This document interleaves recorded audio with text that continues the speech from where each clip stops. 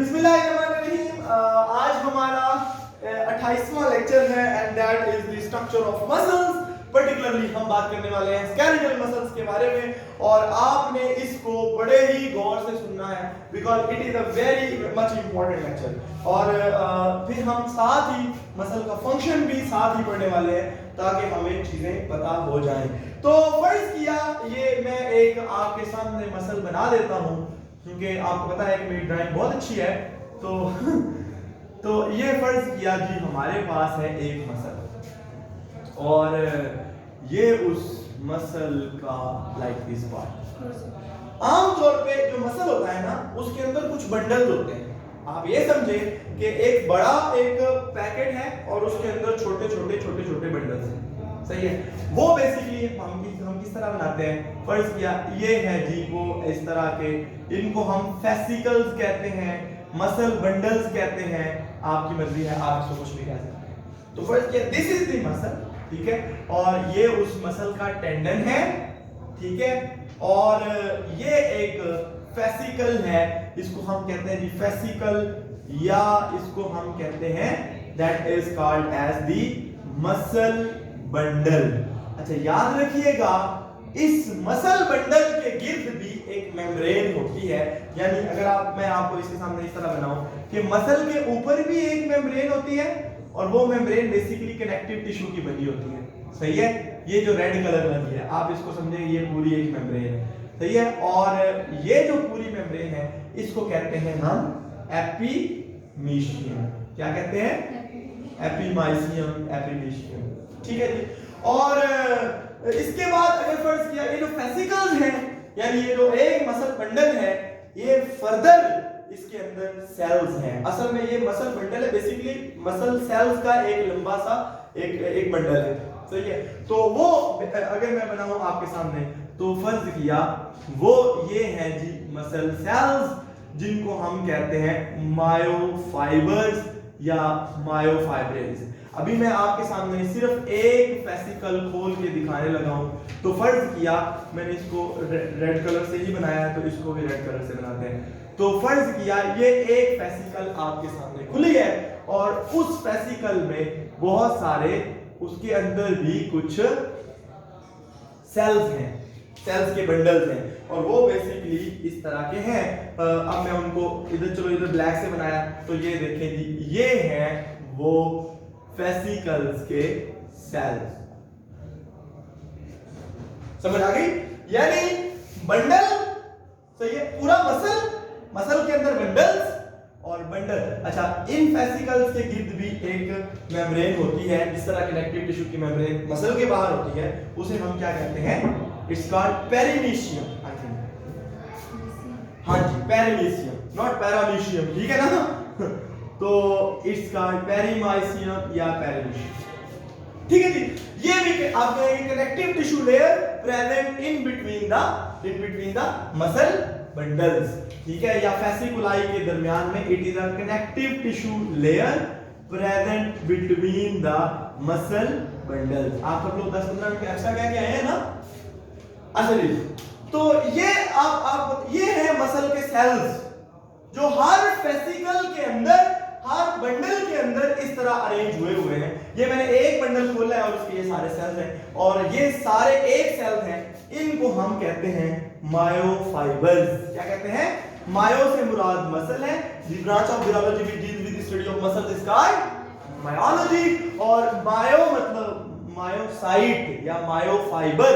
सही है। क्योंकि ये बेसिक मायोसाइट मतलब मसल सेल, फाइबर क्यों कहते हैं? क्योंकि ये लंबे सेल्स होते हैं। सही है। तो अब समझ आ रही है ना? तो अब मैं आपके सामने एक मसल फाइबर को खोल के बयान करने लगा हूं, लेकिन पहले मैं आपको उसका एक जनरल सा स्ट्रक्चर समझाना चाहता हूं, फिर उसके बाद हम मायोफाइबर को खोलेंगे। सही है। फर्ज किया ये एक मायोफाइबर है और ये जो मायोफाइबर होता है इसके अंदर बहुत सारे न्यूक्लियाई होते हैं, कुछ इस तरह के, इस तरह के, इस तरह के, इस तरह के। और आपको पता है स्केलेटल मसल मल्टी न्यूक्लिएट होते हैं, बहुत सारे न्यूक्लिएट। और ये जो मायोफाइबर है ये इसमें डार्क और लाइट जो है वो एरियाज होते हैं। लाइक दिस, वो इनके बारे में हम अभी डिस्कशन करेंगे। और ये मसल सेल बिल्कुल जैसे आम सेल है, लेकिन ये एक लंबा सेल है, एक ठीक है, एक लंबे फाइबर की तरह का एक सेल है। और इसकी ये है बेसिकली, ये क्या है, न्यूक्लियाई, एक न्यूक्लियस है, मैंने बता दिया। बहुत सारे न्यूक्लियाई हैं इसके अंदर। इसके अलावा ये बैंड्स हैं, ये क्या चीजें हैं, और ये बैंड की तरह की इसकी अपीयरेंस क्यों होती है, यानी डार्क और लाइट इस तरह अल्टरनेट, इसमें स्ट्रिप्ड अपीयरेंस, आपको पता है स्ट्राइएटेड मसल्स है, तो ये क्यों होती है, ये मैं अभी आपको थोड़ी देर में बताऊंगा। सही है। और रह गई बात इसमें क्या, इस सेल की जो मैं जनरल स्ट्रक्चर बता रहा हूं, बाद में इसको ओपन भी करूंगा और आपके सामने एक्सप्लेन भी करूंगा। तो ये इस बेसिकली इसकी जो मेम्ब्रेन है, उस मेम्ब्रेन को हम सार्कोलेमा कहते हैं। Basically it is the plasma membrane of muscle cell. जिस तरह आम सेल की प्लाज्मा मेम्ब्रेन होती है, मसल सेल की प्लाज्मा मेम्ब्रेन को क्या कहते हैं, सार्कोलेमा। ये बड़ी इंटरेस्टिंग मेम्ब्रेन है, इसके अंदर की तरफ ब्रांचेस भी होती है, वो हम अगले लेक्चर में पढ़ेंगे, ठीक है, वो बड़ी इंटरेस्टिंग मेम्ब्रेन है। उसके अलावा अगर हम बात करें तो इस मसल सेल के अंदर तीन अहम तरीन चीजें और होती हैं। एक जो है वो हम कहेंगे, ये जो मसल का ये जो साइटोप्लाज्म होता है ना, इसको सार्कोप्लाज्म कहते हैं। क्या कहते हैं, मसल के साइटोप्लाज्म को क्या कहते हैं, सार्कोप्लाज्म।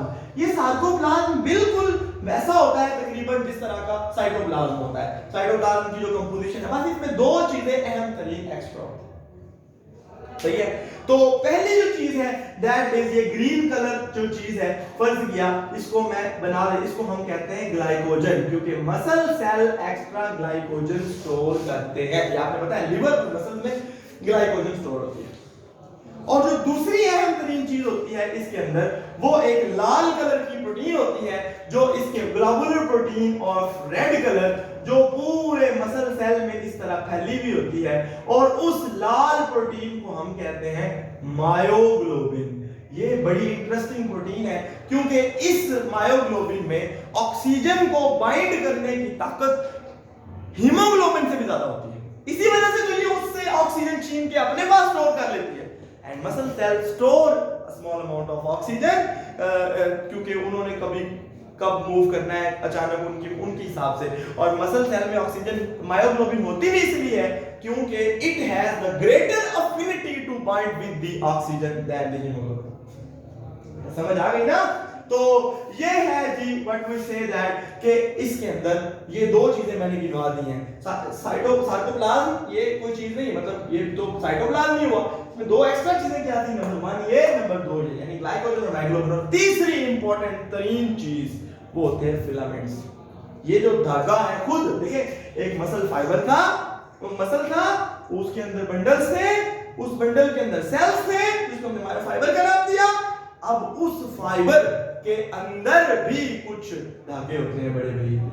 आमतौर पे ये जो फाइबर शरीफ है, इसका जो डायामीटर है, हमने कल पढ़ा था, दैट इज 10 to 100 माइक्रोमीटर। ये 10 to 20, it's not 10 to 100 micrometer. कल हमने बात 10 to 100 की, स्केलेटल मसल सबसे लार्ज नहीं होते, किताब में कितना लिखा है, वो कार्डियक मसल होते हैं भाई, इट्स 10 to 100 माइक्रोमीटर। क्या हो गया, कार्डियक मसल 10 to 20 होते हैं, वो मिडिल साइज के, हमने कल बात की थी। अच्छा, सो 10 to 100 माइक्रोमीटर इनका डायमीटर होता है। और इनके अंदर जो, अब मैं कौन सा कलर रह गया जिससे बनाऊं, फर्ज किया मैं इनके अंदर ग्रीन कलर से ये कुछ धागे बना रहा हूं। अब ये धागे क्या है, ये हम बात करेंगे, और इनको हम कहते हैं मायोफिलामेंट्स, या इन्हीं का दूसरा नाम है मायोफाइब्रिल्स।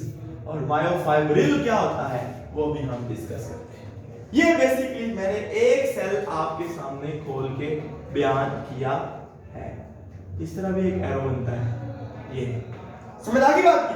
तो एक मसल सेल को हमने खोला और फिर हमने उसकी स्ट्रक्चर को आइडेंटिफाई किया जनरल। अब हम उस मसल सेल को, फर्ज किया मैं नीचे इसको ले आता हूं, तो ये फर्ज किया एक मसल सेल है, और फर्ज किया ये एक बड़ा चौड़ा सा मैं एक मसल सेल बना रहा हूं आपके सामने।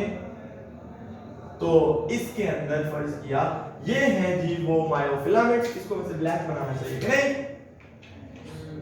ताकि हमारी वो चीज खराब ना हो, एक अरेंजमेंट। इसके अंदर जो फिलामेंट्स हैं उनको हम रेड और ब्लू बनाएंगे। सो ये जो फिलामेंट्स हैं, ये क्या है? मायोफाइबर। क्या है? मायोफाइबर। और अभी हमने जो बात की वो क्या थी? 10 से लेकर 100 माइक्रोमीटर साइज का। और इसमें बहुत सारे फिलामेंट्स हैं जो कि मैं आपके सामने इस तरह रेड कलर के बनाने वाला हूं।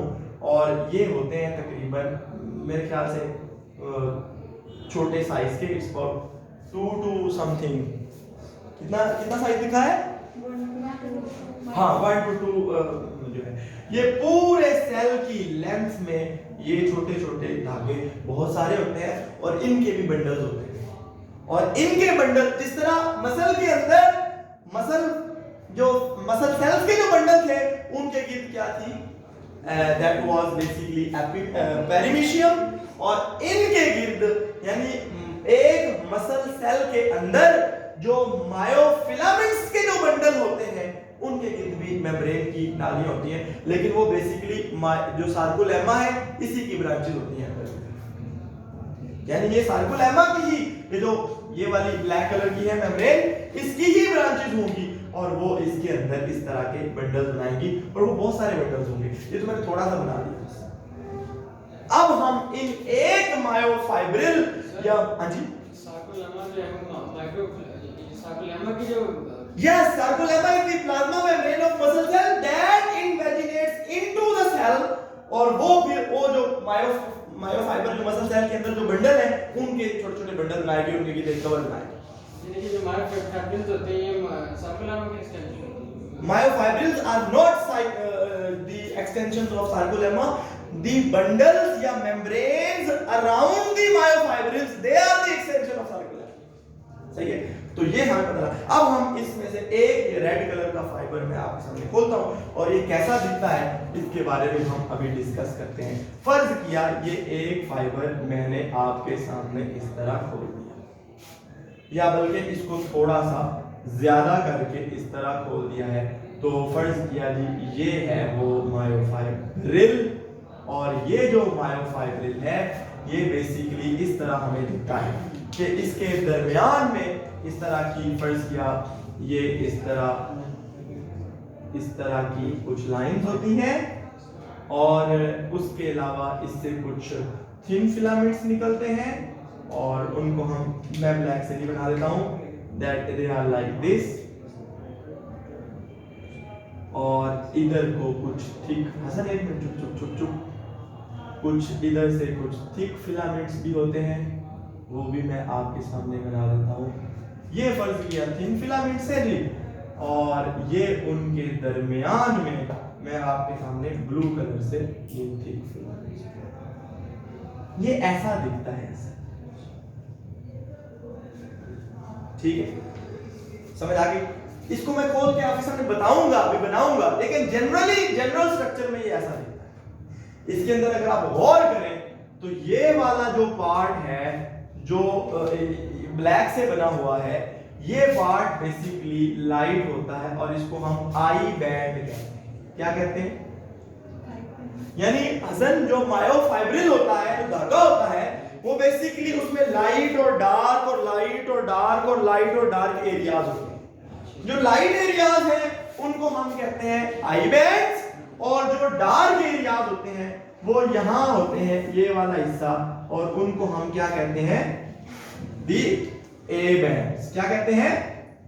ए बैंड्स।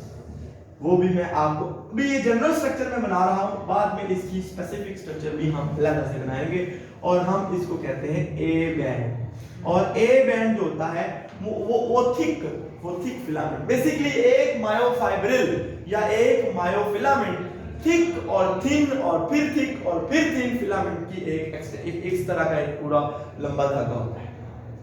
सही है? ये फिर से आई बैंड आ गया और ये फिर से ए बैंड आ गया। सही है?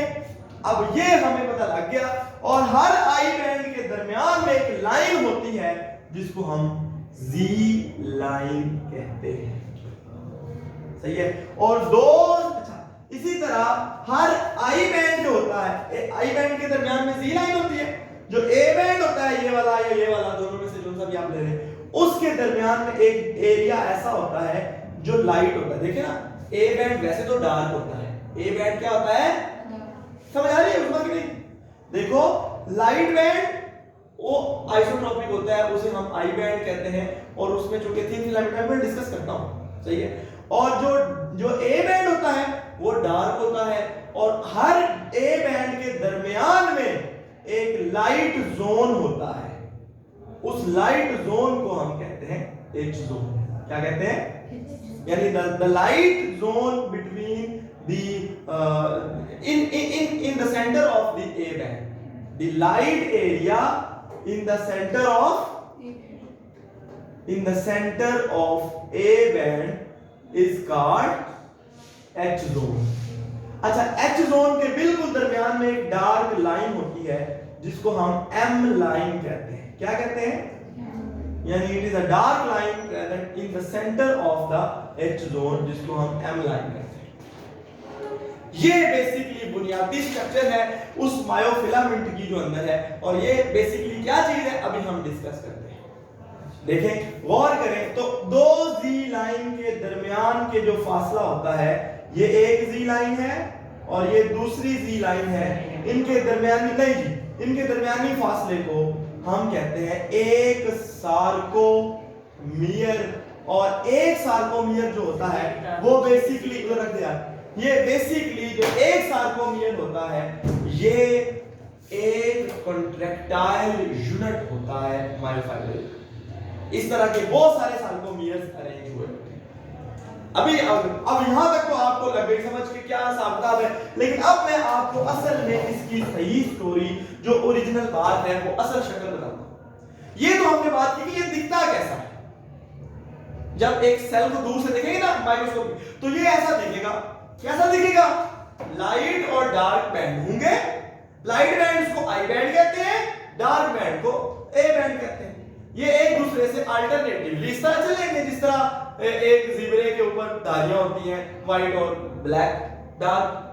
अच्छा, जो आई बैंड है उसके दरमियान में एक लाइन होती है, यानी आप समझे कि एक व्हाइट एरिया के दरमियान में एक डार्क लाइन है जिसको जेड लाइन कहते हैं। और इसी तरह जो ए बैंड है, जो डार्क बैंड है, उसके दरमियान में भी एक डार्क लाइन होती है जिसको एम लाइन कहते हैं। और उस एम लाइन के गिर्द छोटा सा एरिया होता है जिसे एच जोन कहते हैं, वो डार्क बैंड का लाइट एरिया होता है।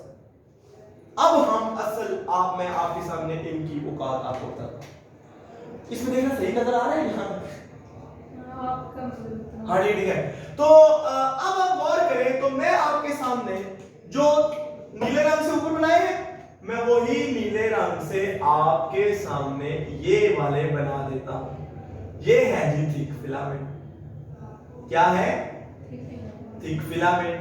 और बेसिकली ये कैसे होते हैं? ये बेटा इस तरह होते हैं कि ये थिक फिलामेंट मैं फर्ज किया 4 बना देता हूं, ठीक है।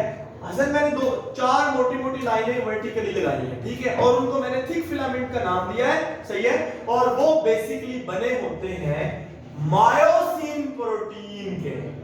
किस चीज के? मायोसिन। ये एक प्रोटीन है, सही है।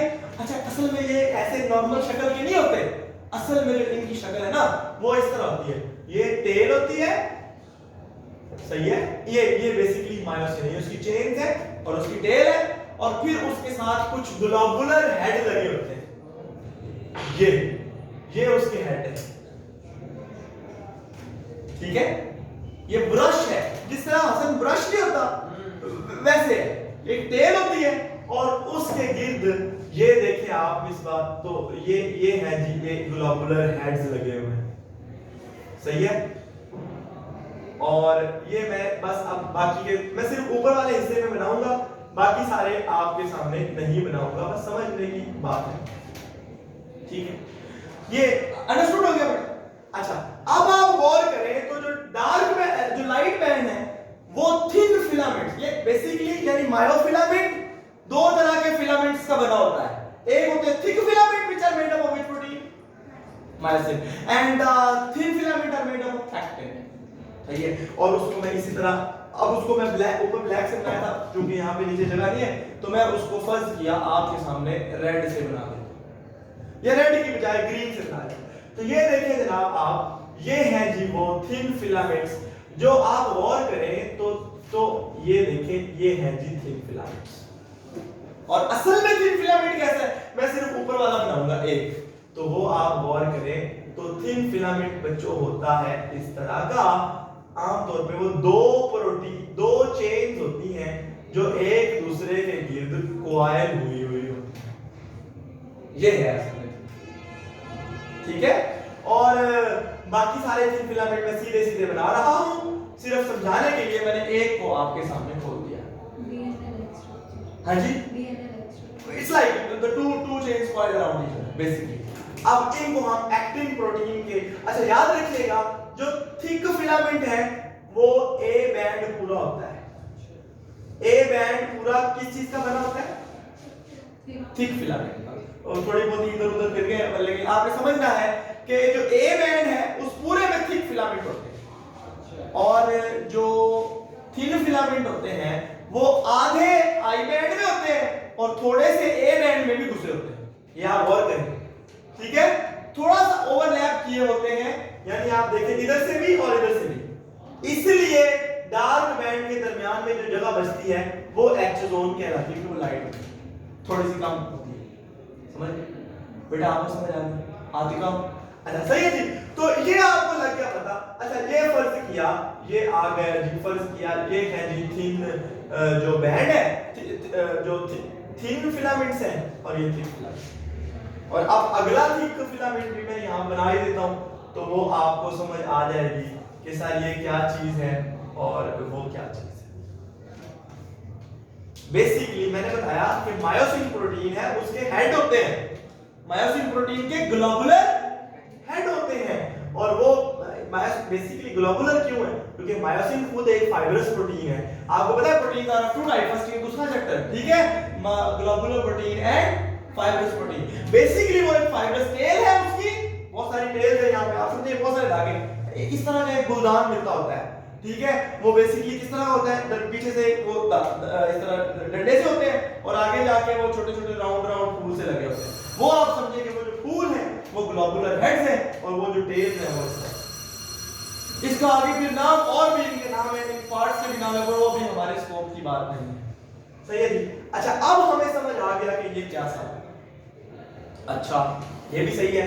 अब अगर मैं आपको इंटरेस्टिंग बात बताऊं ना, तो वो क्या है कि यहाँ पे एक तो आपको पता लग गया कि अच्छा दो लाइनें दरमियान में ये फर्ज किया, ये क्या है, एक जी लाइन, बेसिकली एक कनेक्टिव टिश्यू की एक लाइन बनी होती है, सही है, जो कि हाफ डिवाइड करती है आई बैंड, सही है, यानी थिन फिलामेंट के दरमियान से गुजरती है। और ये है जी फर्ज किया, यानी ये अगला दूसरा आई बैंड है और ये उस आई बैंड के दरमियान आप बता के आए हैं ना, तो ये उसकी दूसरी जो है वो जी लाइन है। हाँ जी भैया सही है, पता लग गया। तो ये आप ये जी क्या है, जी लाइन, फिर से मैंने बता दिया, ये क्या है, एच जोन, ठीक है, एच जोन, और ये है दरमियान में उसके एम लाइन, वो मैंने कहा। और जो थिन फिलामेंट होते हैं ना, ये एक और प्रोटीन की मदद से इस जी लाइन के साथ अटैच होते हैं। Thick filament are attached to the Z line with the help of another protein, के बारे में भी हम डिस्कस करने की जरूरत नहीं है, किताब में ये पता लग गया। अब आखिरी बात बड़ी इंटरेस्टिंग, यहां दो प्रोटीन और है, यानी फर्ज किया हसन आपकी उंगलियां अगर थिक फिलामेंट्स हैं तो मेरी उंगलियां अगर थिन फिलामेंट हैं, तो मैंने यहां तक आपकी उंगलियों को घेरा हुआ है और आपका आई बैंड ए बैंड यहां से यहां तक है और मेरी यहां से लेकर यहां मेरे हाथ के ऊपर आई बैंड, ठीक है। तो अब अगर मैं आपको बताऊं ना, दो प्रोटीन और हैं और वो बड़ी इंटरेस्टिंग, लेकिन उन दोनों प्रोटीन्स को बताने से पहले मुझे आपको स्लाइडिंग फिलामेंट्स बढ़ाना पड़ेगा। वो क्या है, वो मैं आपको समझा देता हूं। वो कहता है जी असल में सर होता क्या है कि जब, अब मैं साथ में स्लाइडिंग फिलामेंट आपको बता देता हूं, बड़ा इंटरेस्टिंग लेक्चर है। स्लाइडिंग फिलामेंट क्या होता है, वो कहता है सर जब मसल कॉन्ट्रैक्ट करते हैं ए एच हक्सले और ए एफ हक्सली, ये दो भाई थे, इन्होंने ये दिया था। तो बेसिकली कहता है कि ये जो जब मसल ने कॉन्ट्रैक्ट होना होता है, जब उसको ऑर्डर मिलता है, तो फर्ज किया ये एक थिक फिलामेंट का बैंड है और ये एक है तो बराबर ही, लेकिन थिन फिलामेंट का बैंड है, ये आपस में यहां तक थे ना, ये ज्यादा स्लाइड पास होके एक दूसरे से ज्यादा ओवरलैप हो जाते हैं, इसको कहते हैं स्लाइडिंग फिलामेंट। बस गल इतनी है, पीछे मैकेनिज्म क्या है वो हम डिस्कस करते हैं, सही है। लेकिन बात क्या है, यानी इंग्लिश में फ्रेज करूं तो whenever the muscle is about to contract the thin filament slide past the thick filament and the more overlapping occurs and असल में उसके वजह से होता क्या है, देखें दोनों Z लाइन एक दूसरे के करीब नहीं आ जाएंगी, जब ये कॉन्टैक्ट होगा तो ये इधर घुसेंगे तो Z लाइन एक दूसरे के करीब आ जाएगी, ठीक है, और H जोन क्या हो जाएगा, खत्म हो जाएगा H जोन। देखिए ना ये फिलामेंट फर्ज किया, मैं यहाँ इस पर सिर्फ इतना बता रहा हूँ, देखें ग्रीन निकला, ये जो H जोन है ये फर्ज किया यहां आ गया, ये जो थिन फिलामेंट है आगे आ गया, और ये थिन फिलामेंट भी आगे आ गए, और ये थिन फिलामेंट भी आगे आ गए, तो H जोन क्या होगा, खत्म हो गया ना। तो अब आप समझेंगे Z lines closer to each other, sarcomere इस तरह कॉन्ट्रैक्ट होता है, Z लाइन एक दूसरे के करीब आ जाती है, H जोन डिसअपीयर हो जाता है, और ये जो शक्ल है ये कुछ इस तरह की बन जाती है। वो किस तरह की बन जाती है, थिक फिलामेंट्स, सही है, एंड थिन फिलामेंट्स, पता लग गया, समझ आ गई, कॉन्ट्रैक्शन की समझ आ गई। अब आते हैं इसका मैकेनिज्म क्या है सर, वो है जी दो प्रोटीन्स। स्लाइडिंग फिलामेंट मॉडल इतना तो है, लेकिन अगर सिर्फ पेपर में स्लाइडिंग फिलामेंट पे लॉन्ग लिखना आ जाए तो आप यहां से शुरू करेंगे, अल्ट्रा स्ट्रक्चर ऑफ मायोफाइब्रिल, और उसके सारे बैंड्स, और उन सारे बैंड्स को फिर आप जोड़ेंगे, और उन सारे बैंड्स को जोड़ के फिर ये वाली सारी स्लाइडिंग फिलामेंट की बात बताएंगे, और साथ इसका मैकेनिज्म भी लिखेंगे। ये इंटीग्रेटेड क्वेश्चन बनता है। क्या सबसे पहले आप लिखेंगे मायोफाइब्रिल क्या होता है, मायोफाइब्रिल क्या होता है थोड़ा सा बता देंगे, फिर मायोफाइब्रिल क्या होता है, फिर उसकी स्ट्रक्चर ए बैंड क्या होता है, आई बैंड क्या होता है, फलाना लाइन क्या होती है, फलाना लाइन क्या होती है, सार्कोमियर को एक्सप्लेन करेंगे। सार्कोमियर को एक्सप्लेन करने के बाद आप फिर उसकी कहेंगे कि स्लाइडिंग फिलामेंट में ये कहा जाता है कि when a muscle is about to contract, जब नर्व उसको ऑर्डर करती है तो मसल जब कॉन्ट्रैक्ट करता है तो थिन फिलामेंट थिक फिलामेंट से ज्यादा स्लाइड हो जाते हैं और ओवरलैप ज्यादा हो जाता है, जिसकी वजह से ये लाइन एक दूसरे के करीब आ जाती है, H जोन डिसअपीयर हो जाता है, वगैरह वगैरह वगैरह। और अब आते हैं उसके मैकेनिज्म के ऊपर, ये होता कैसे है। फर्ज किया, ये याद रखिएगा कि स्लाइडिंग जो भी मैंने आपको अभी अभी स्लाइडिंग बताई वो कब होगी, वो सिर्फ तब होगी जब मायोसिन के ग्लोबुलर हेड, ये जो ब्लैक से मैंने बनाए थे ये क्या है, ग्लोबुलर हेड्स, इनको हम ब्रिजेस भी कहते हैं, क्रॉस ब्रिजेस, क्योंकि ये जब एक्टिन के, ये जो ग्रीन है इसके साथ जब अटैच होंगे ना, सिर्फ तभी ये एक दूसरे के साथ, यानी तभी सिर्फ स्लाइडिंग होगी, वरना स्लाइडिंग नहीं।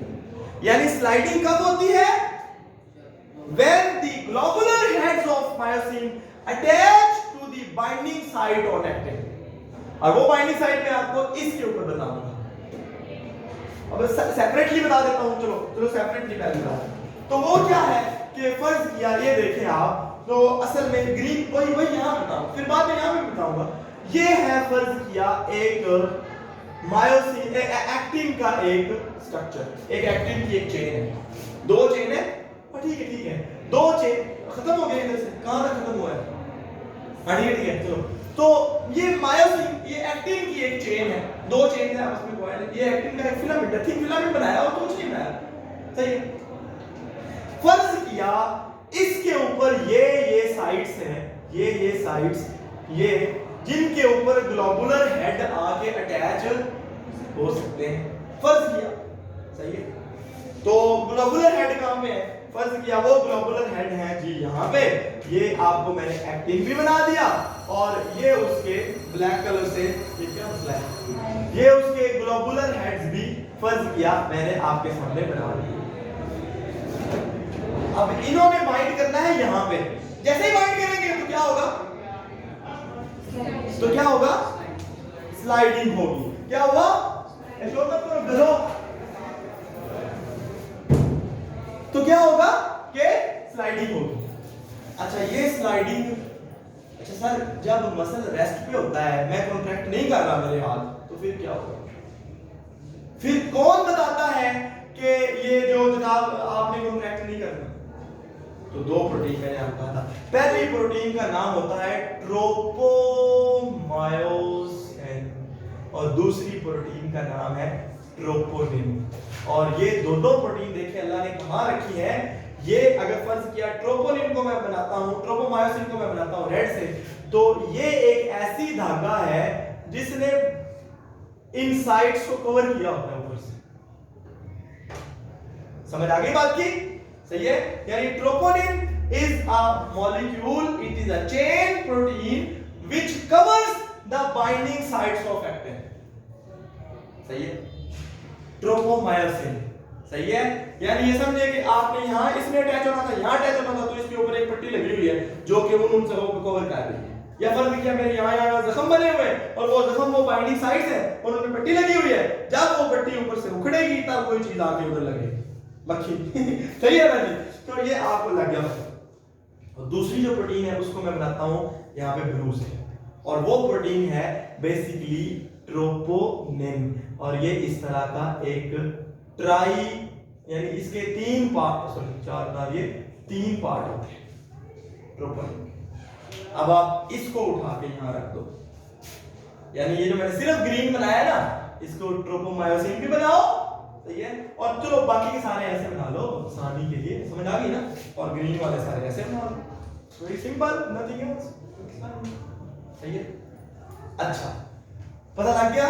यानी मैं अगर आपको सामने बताऊं तो क्या है, दैट इज के जी एक्टिन प्रोटीन, जो मायोसिन प्रोटीन है उसके ग्लोबुलर हेड होते हैं, और जो एक्टिन प्रोटीन है उसकी बाइंडिंग साइट्स होती हैं। फर्ज किया ये मायोसिन है और ये एक्टिन है, और एक्टिन की जो बाइंडिंग साइट्स हैं उन, ये बाइंडिंग साइट है, ये दूसरी बाइंडिंग साइट है, ये तीसरी बाइंडिंग साइट है, इनके गिर्द एक और प्रोटीन लिपटी हुई है जिसने इन बाइंडिंग साइट को कवर किया हुआ है पट्टी की तरह।